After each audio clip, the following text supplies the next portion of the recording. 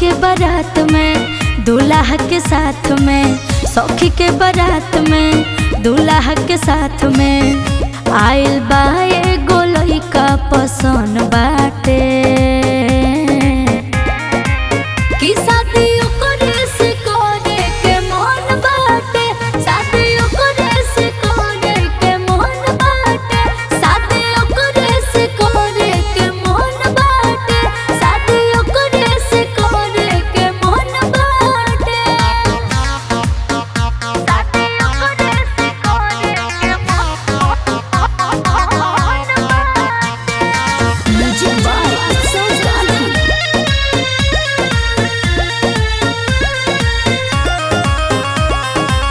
सखिए के मड़ावा में फेरा लगाले,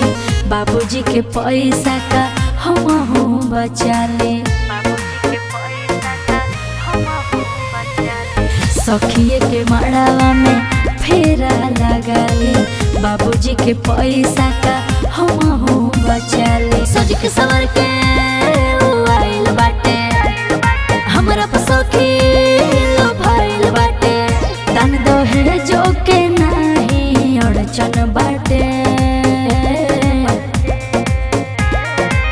कि शादी ओकरे से करे के मन बाटे, शादी ओकरे से करे के मन बाटे, शादी ओकरे से करे के मन बाटे, शादी ओकरे से करे के मन बाटे,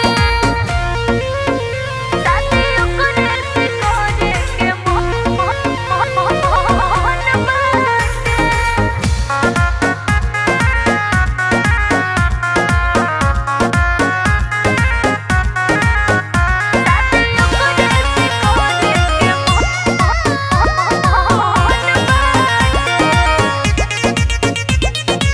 खिंचताटे फोटो हमारे अपना मोबाइल से,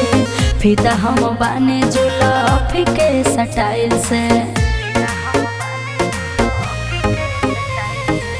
खिंचताटे फोटो हमारे अपना मोबाइल से, फिदा हम बाने जुल्फी के स्टाइल से। संतोष सहाने